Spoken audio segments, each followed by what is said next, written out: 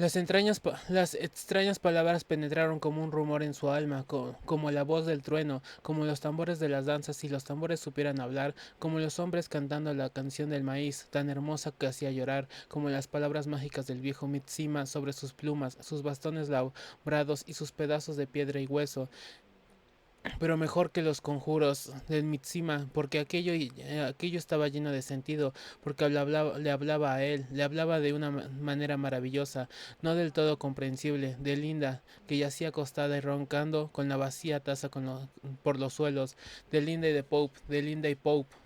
Yo no odiaba a Pope cada vez más. ¿Puede un hombre sonreír y ser un villano sin remordimientos, traidor, cobarde, inhumano? ¿Qué significaba exactamente esas palabras?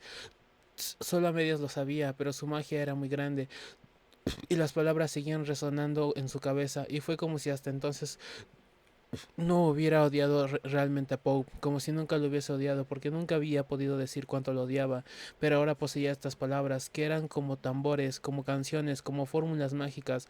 Un día cuando venía de jugar, la puerta de la alcoba estaba abierta y los vio a los dos en la cama, dormidos, Linda absolutamente blanca y Bob casi negro a su lado, con un brazo bajo los hombros de la mujer y el otro encima de su pecho, una de las largas trenzas cruzando la garganta blanca como una serpiente negra que fuese a estrangularla.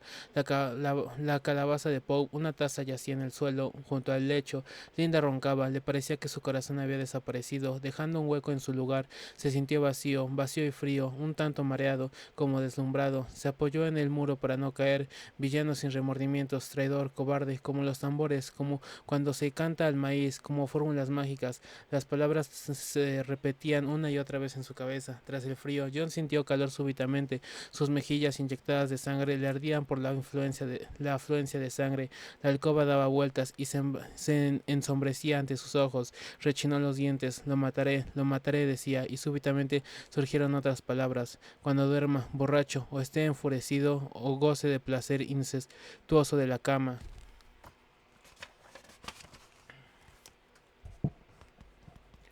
La magia estaba de su lado, lo explicaba todo y daba órdenes. John salió de la habitación. Cuando duerma borracho, el cuchillo de cortar carne estaba en el suelo junto a la hoguera. Lo cogió y se acercó a la orilla del umbral de puntillas. Cuando duerma borracho, borracho, cruzó corriendo la alcoba y le clavó el cuchillo. Oh, la sangre. Oh, lo hirió otra vez. Mientras Pop despertaba de su sueño, alzaba la mano, pero alguien le sujetó la muñeca y se la retorció. John no podía moverse, estaba atrapado y los negros ojillos de Pop muy cerca. Mirándolo fijamente, John desvió los ojos. Había dos heridas en el hombro izquierdo de Pope. Sangre, sangre, gritaba Linda, sangre. Nunca había podido soportar la vista de la sangre. Pope levantó la otra mano para golpearme, pensó John. Se puso rígido para recibir el golpe, pero la mano solo lo cogió la barbilla y le obligó a levantar la cara de forma que tuvo que mirar de nuevo los ojos de Pope. Mucho tiempo, horas y horas, y de repente no pudo impedirlo. Se echó a llorar. Pope rompió a reír. Vete, le dijo en su lengua india. Vete, mi valiente Tayuta, y John la salió corriendo a la otra habitación para ocultar sus lágrimas. Ya tiene 15 años, le dijo el anciano Mitsima en lengua india. Ahora ya te puedo enseñar a moldear el barro. En cuclillas a la orilla del río trabajan juntos. Primero, dijo Mitsima, cogiendo un terrón de barro húmedo entre sus manos, vamos a hacer una lunita. Aplastó el viejo el terrón hasta volverlo un disco. Luego curvió los bordes y la luna se convirtió en un cuenco. Despacio y torpemente imitó los delicados movimientos del viejo. Una luna, una taza, ahora una serpiente. Mitsima redondeó otro terrón de barro hasta hacer un largo y flexible cilindro. Lo dobló hasta darle la forma de un círculo perfecto y lo colocó encima del borde del cuenco. Otra serpiente y otra y otra. Círculo tras círculo, Mitsima trabajó los costados del cuenco. Primero era estrecho, luego se hinchó, se hizo angosto en la parte superior. Mitsima modelaba, palmeaba, rascaba y acariciaba el barro y por fin acabó en la forma de un cántaro de agua usual en Malpais, pero en un blanco cremoso, una vez de negro y blando aún, triste parodia del Mitsima. Se erguía el suyo al lado. Al ver los dos tarros juntos, yo no pude reprimir una carcajada. El próximo será mejor, dijo, y se puso a humedecer otro terrón del barro, moldear, dar forma al barro y sentir cómo sus dedos adquirían maestría le hacía sentir un placer extraordinario. Vitamina A, vitamina B, vitamina C, canturreaba mientras trabajaba. En el hígado hay grasas, en el, bar, en el mar bacalao. También Mitsima cantaba una canción sobre la matanza de un oso. Trabajaron todo el día y todo el día sintieron una intensa y absorbente felicidad. Este invierno, dijo el anciano Mitsima, te enseñaré a construir un arco. John esperó mucho tiempo delante de la casa. Al final todas las ceremonias que se celebraban en el interior se terminaron. Se abrió la puerta y ellos salieron. Primero Kotkulu, quien abrió el puño y en la palma de su mano se vio un poco de blanca harina de maíz. Sopló y pronunciando unas palabras mágicas arrojó la harina en dirección al sol. Después salió Kiakime e hizo lo mismo. Caminaba en silencio y en silencio tras ellos venían los hermanos, las hermanas y los primos y los viejos. Después el padre de Kiakime avanzó un paso, levantando un bastón litúrgico adornado con plumas. Pronunció una larga oración y acabó arrojando el bastón en la misma dirección que había seguido la harina de maíz. Se ha terminado, dijo el anciano Mitsima en voz alta. Ya están casados. Bueno, dijo Linda cuando se marcharon, lo que me parece es que hace mucho alboroto para nada. En las tierras civilizadas, cuando un muchacho desea una chica, se limita a, pero ¿a dónde vas, John? No hizo caso a sus llamadas y se echó a correr lejos, lejos, a cualquier sitio donde pudiera estar solo. Se ha terminado. Las palabras se repetían en su alma. Terminado, terminado. El silencio desde muy lejos, pero violenta, desesperada. John había amado a Kiakime y ahora sabía que terminado. John tenía 16 años. Con la luna llena, en la quiva de los antílopes se revelarían muchos secretos y se celebrarían ritos ocultos. Los muchachos entrarían al kiva para salir hechos hombres. Todos los chicos estaban atemorizados e impacientes al mismo tiempo. Llegó al fin del día, se puso el sol y se alzó la luna. John fue con los otros. Los hombres estaban de pie, sombríos a la entrada del kiva. La escalera se hundía en las profundidades iluminadas de rojo. Ya los primeros muchachos habían empezado a bajar y de pronto uno de los hombres lo cogió del brazo y lo sacó de la fila. John logró escapar de sus manos y volvió a ocupar su sitio entre los demás. Esta vez el hombre volvió a agarrarlo por los cabellos y lo golpeó. Tú no vas al vino. El hijo de perra no, gritó otro hombre. Los chicos se rieron. John no se apartó del grupo. Vete, le gritaron de nuevo los hombres. Alguien le arrojó una piedra. Vete, vete. Hubo una lluvia de piedras. Ensangrentado huyó en las tinieblas de la quiva, iluminado de rojo. Llegaba el ruido de los cánticos. El último muchacho descendía por la escalera y él se había quedado solo, solo. Fuera del pueblo, en la desnuda llanura de la meseta, semejaba el peñasco blancuz, el, semejaba el peñasco blancuzcas osamentas bajo la luz de la luna. Allá abajo, en el valle, los coyotes aullaban. Le dolían aún los rasguños que le sangraban todavía, pero no sollozaba de dolor, sino porque estaba solo, porque había sido echado él solo a aquel espectral mundo de peñascos y claro de luna. Se sentó al borde del precipicio. La luna estaba tras él. Miró hacia abajo, hacia las negras sombras de la meseta, en las negras sombras de la muerte. Solo había que dar un paso, un saltito. Alzó su mano derecha en la luz de la luna. Del corte de su muñeca aún corría sangre. Cada varios segundos caía una gota, oscura, casi sin color en la luz muerta. Una gota, otra gota, otra gota. Mañana y mañana y mañana. Había descubierto el tiempo, la muerte y Dios. Solo, siempre solo, decía el joven. Estas palabras despertaron un quejumbroso eco en el alma de Bernard. Solo, solo. Yo también, dijo en un rapto de confidencia. Terriblemente solo. También tú. John lo miró extrañado. Yo creía que en el otro lugar Linda me decía siempre que nadie estaba allí nunca solo. Bernard enrojeció, turbado. Verás, dijo farfullando y desviando los ojos. Creo que debo de ser algo diferente de la mayoría de las personas. Si uno ha sido decantado diferente, justo es eso. El joven asintió con una inclinación de cabeza. Si uno es diferente, está condenado a la soledad y lo tratan cruelmente. ¿Sabes que me han echado de todas partes? Cuando los otros muchachos iban a pasar la noche en las montañas para soñar con el animal sagrado de cada uno, no me dejaron ir y no han querido decirme ninguno de los secretos. Yo lo he hecho por mi cuenta, añadió. No he comido nada durante 5 noches y entonces fui solo, una noche a la montaña hacia allí, y la enseñanza y la señaló con el dedo. Vernon sonrió con actitud condescendiente. ¿Y soñaste algo?, preguntó. El otro afirmó con la cabeza. debo decirlo. Quedó un momento en silencio.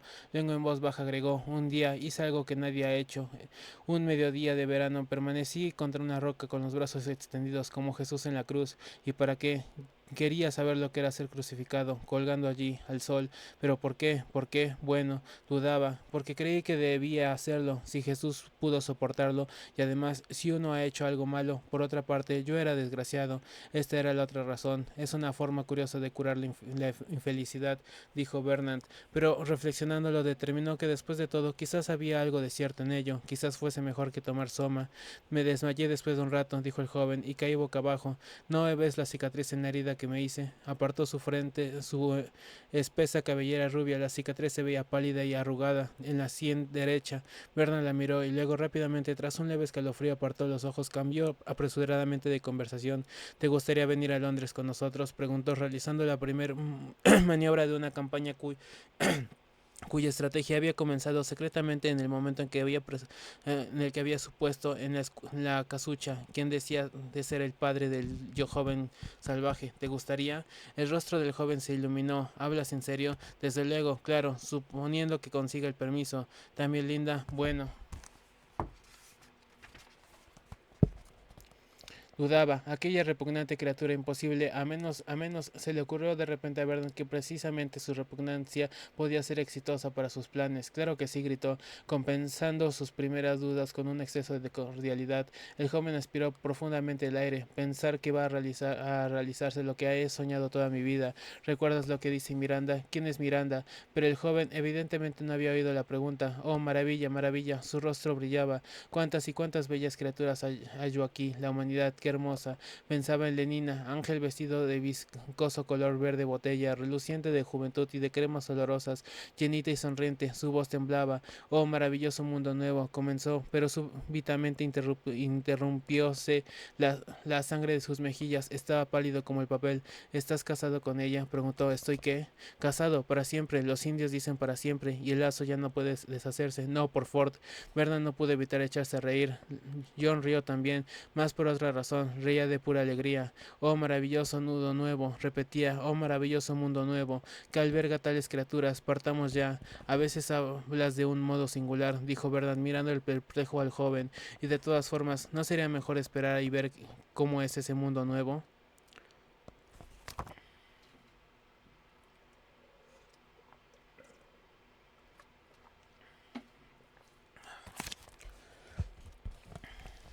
Creía Lenina que tras esta absurda y horrible jornada merecía unas vacaciones. Tan pronto como llegaron a la hospedería, ingirió 6 tabletas de soma de medio gramo cada una, y al cabo de 10 minutos zarpaba hacia la eternidad lunar. Harían falta por lo menos 18 horas antes de que estuviesen de vuelta en el mundo real. Enfrentando, Bernard yacía pensativo con los ojos abiertos en la oscuridad. No se durmió hasta mucho después de medianoche, pero su insomnio no había sido estéril. Tenía un plan. Puntualmente a las 10 de la mañana, el ochavón uniformado de verde bajó de su helicóptero. Bernard lo esperaba entre las pitas. Miss Crown había tomado vacaciones de soma, explicó. Difícilmente despertará antes de las 5. Tenemos pues 7 horas para nosotros. Tendría tiempo de volar hasta Santa Fe, despachar los asuntos que tenía pendientes y estar de nuevo en Malpaís mucho antes de que ella despertara. ¿Estará segura aquí sola? Como en un helicóptero, respondió el ochavón. Subieron al aparato y partieron. A las 10:34 aterrizaban en la azotea de la oficina de correos de Santa Fe. A las 10:37 Vernon estaba en comunicación con el despacho del inspector mundial de Whitehall. A las 10:39 hablaba con el cuarto secretario particular. A las 10:44 repetía la historia del primer secretario, y a las 10:47 la voz profunda y sonora de Mustafa Mont resonó en sus oídos. Me he atrevido a pensar, balbuceó Bernard, que su fordería podía juzgar este asunto de suficiente interés científico. Si encuentro suficiente interés científico, dijo la voz profunda, traiga a Londres con usted a esos dos individuos. No ignora nuestra fordería que necesitaré un permiso especial. Las órdenes necesarias se envían en este mismo instante a la guardia de la reserva. Vaya inmediatamente por la oficina del guardián. Buenos días, Mr. Marx. Se hizo el silencio. Bernard cogió el auricular y se apresuró a subir a la azotea. John estaba ante la hospedería.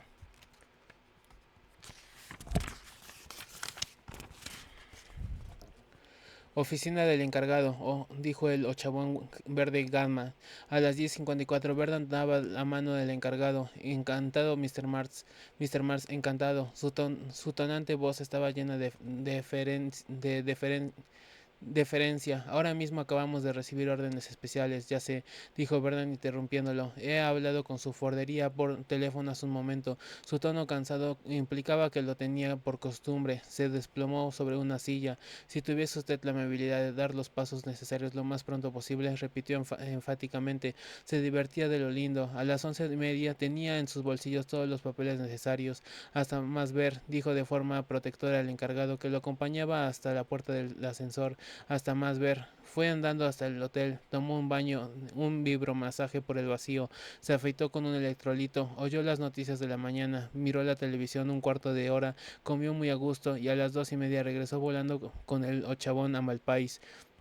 Berna, llamó Bernard, no obtuvo respuesta. Sin hacer ruido por sus mocasines de piel de ciervo, subió a las escaleras e intentó abrir la puerta. La puerta estaba cerrada con llave. Se había ido. Era lo más terrible que jamás le había ocurrido. Ella le había dicho que viniera a verlos y se había ido. Se sentó en las escaleras y se echó a llorar.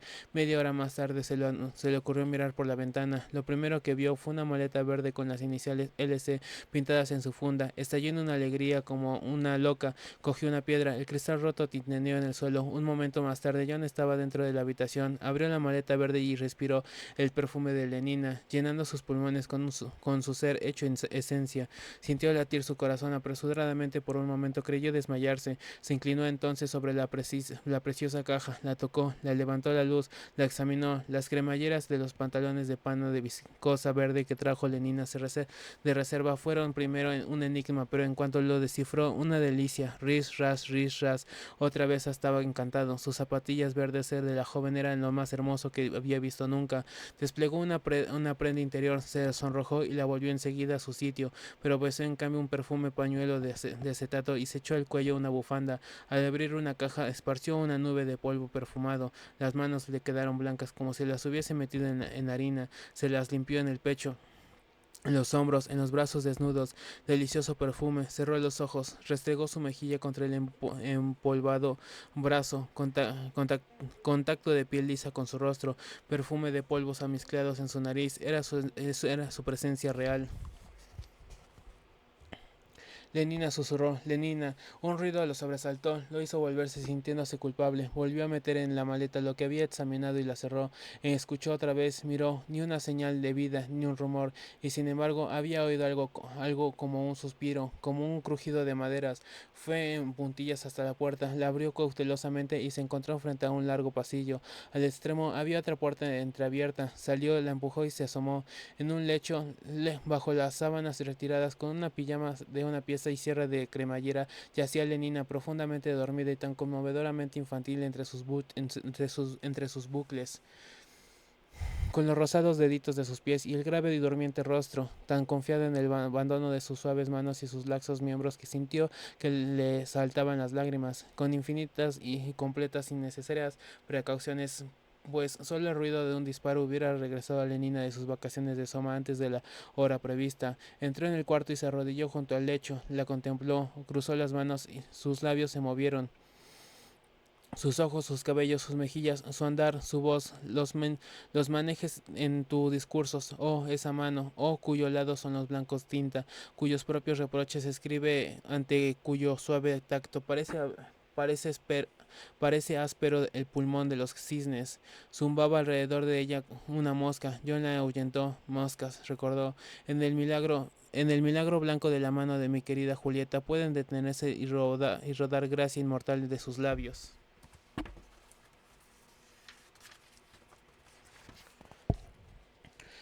Que ante su pura modestia de vestal se sonrojan creyendo pecaminosos sus propios besos.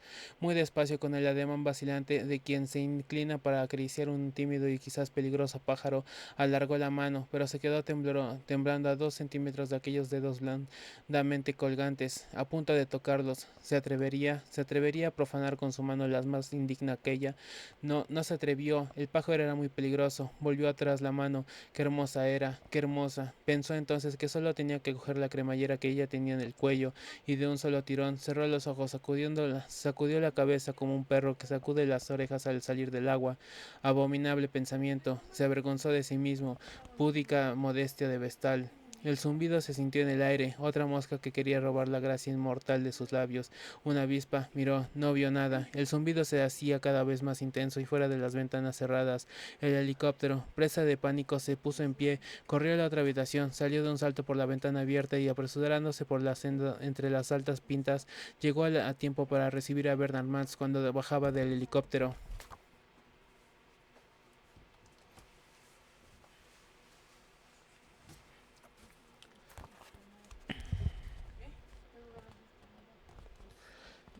Las manecillas de los 4000 relojes electrónicos de las 4000 salas del centro de Bloomsbury señalaban las 2:27. La industriosa colmena, como tanto le gustaba llamarla al director, se hallaba en pleno zumbido de trabajo. Todos estaban ocupados.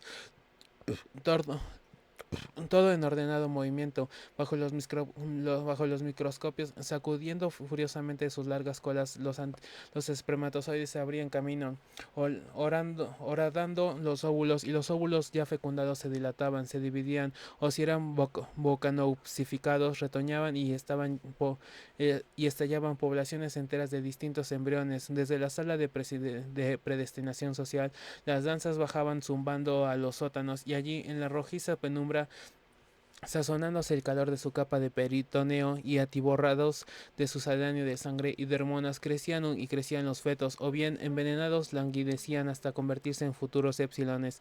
Con un leve zumbido, los estantes móviles subían durante varias semanas hasta la sala de decantación, donde los recién desenfrascados niños lanzaban su primer bajido de horror y pasmo. Los dínamos jadeaban en el subsótano, los ascensores subían y bajaban a toda marcha. En los 12 pisos de las guarderías era la hora de la comida.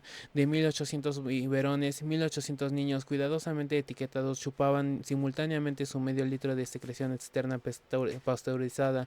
Más arriba, en los 10 pisos sucesivos dedicados a dormitorios, los niños y niñas que necesitaban aún tomar la siesta estaban tan ocupados como los demás, aunque sin saberlo, escuchando inconscientemente hipnopédicas lecciones de higiene y sociabilidad, de conciencia de clases y vida erótica. Más arriba aún se encontraban las salas de recreo, donde por ser un día lluvioso, 900 niños se divertían jugando a las escondidillas, se distraían con juegos de construcción y modelado con arcilla, o pasaban el rato con los corrientes juegos eróticos. Zum zum, la colmena zumbaba activa, gozosamente, el canto de los jóvenes inclinada sobre sus tubos de ensayo subía levemente, los predestinadores silbaban mientras trabajaban, y en la sala de decantación se oían chistes por encima de los vacíos frascos, pero el rostro del director cuando entró con Henry Foster en la sala de fecundación era grave, petrificado a fuerza de severidad.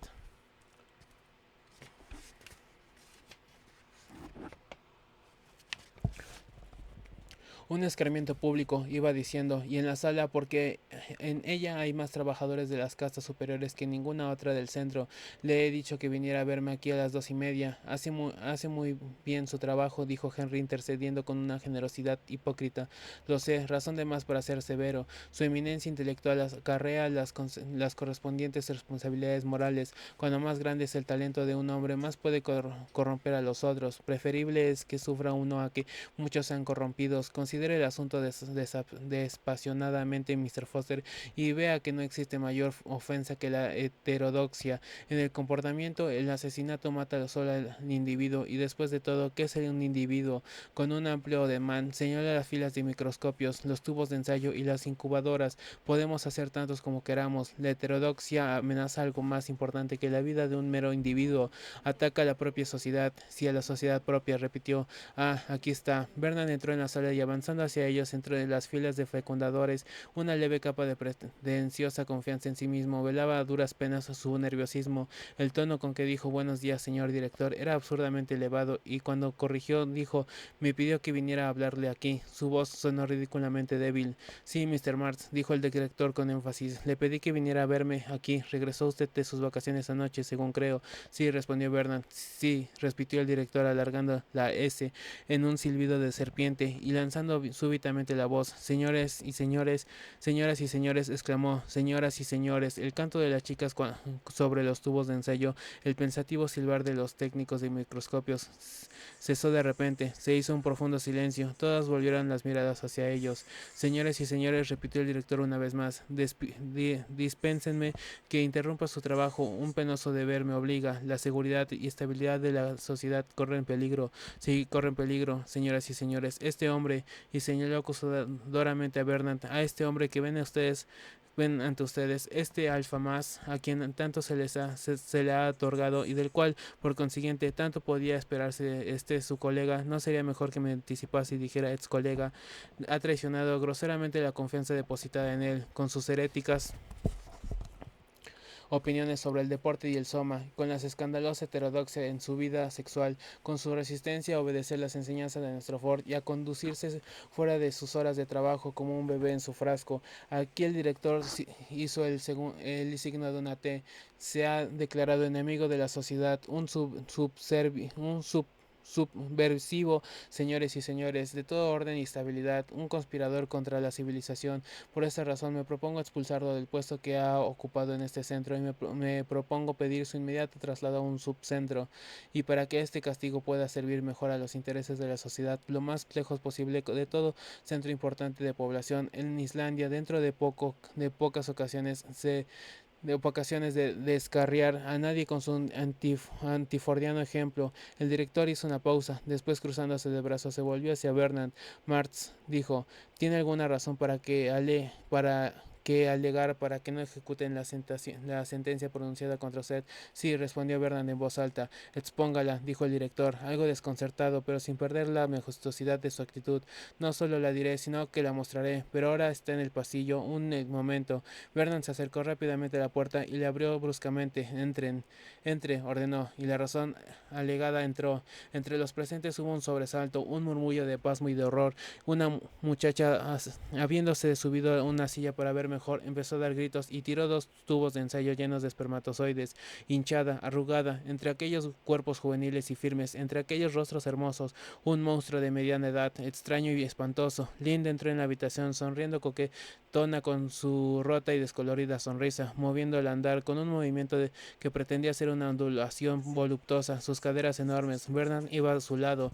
Aquí está, dijo Bernard. Supongo que no habrá podido reconocerlo, dijo Linda, indignada, y volviéndose al director agregó, vaya si te he reconocido, Tomaquín, te hubiese reconocido en cualquier parte, entre mil, pero quizás tú me hayas olvidado.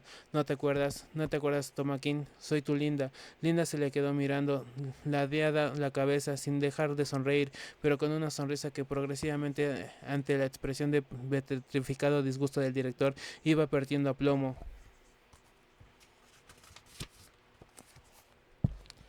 Con una sonrisa que se apagó finalmente y se extinguió. ¿No te acuerdas de mí, Tomaquín? Repetía con voz trémula. Tenía la mirada ansiosa, agónica, el rostro abotagado y lleno de ronchas. Se estremeció grotescamente en una mueca de agudo dolor. Tomaquín se adelantó arrastrándose tras ella su manto, echándole los brazos en el cuello, reclinó su cabeza en el pecho de él. ¿Qué significa? Empezó a decir el lector. Esta monstruosa. En ese momento estalló una oleada de carcajadas. Esta monstruosa broma de mal gusto, vociferó el director. Con el rostro encendido trató de librarse del abrazo de Linda, que se aferraba a él desesperadamente. Pero si soy yo, Linda. Las risotadas ahogaron su voz. Me hiciste un niño, aulló, dominando el barullo. Hubo un súbito y embarazoso silencio. Las miradas flotaban azoradas, sin saber dónde posarse. El director palideció bruscamente, cesó de forcejear y se detuvo con las manos en las muñecas de Linda, mirándola espantado con los ojos muy abiertos. Sí, un niño, y yo soy su madre. Lanzó esta obscenidad como un desafío en el vejado silencio, y luego, apartando bruscamente de él, llena de vergüenza, se cubrió el rostro con las manos sollozando. No fue culpa mía, Tomaquín, pues yo hacía siempre mis ejercicios maltusianos. No es cierto, no es cierto, siempre, no sé cómo fue, si supieras cuán horrible fue, Tomaquín, pero él ha sido un gran consuelo, a pesar de todo. Y volviéndose hacia la puerta, John gritó, John. John entró enseguida, se detuvo un instante junto a la puerta, miró en torno y desapareció con sus pies calzados de mocasines. Cruzó rápidamente la sala, cayó a los pies del director y dijo con voz clara, Padre mío. Esta palabra, que no implicaba relación directa con la conducta moral consiguiente al hecho de dar a luz un hijo, no era tan obscena como grosera, una incorrección escatológica más que pornográfica. Esta palabra cómicamente indecente alivió la tensión, que había llegado a ser intolerable. Estallaron risas enormes, casi histéricas, carcajada tras carcajada, como si no fuesen a terminar nunca. Padre, nada menos que al director. Padre, oh Ford, sí que estaba bueno, los himnos y las carcajadas se sucedían, las caras parecían que iban a estallar, las lágrimas corrían, otros seis tubos de espermatozoide cayeron al suelo, pálido, furioso, los ojos, el director miraba en torno en la agonía de una enloquecedora humillación. Padre, las risas, que parecían haberse extinguido, brotaron otra vez y más fuerte que nunca. Se tapó los oídos con las manos y salió corriendo de la sala.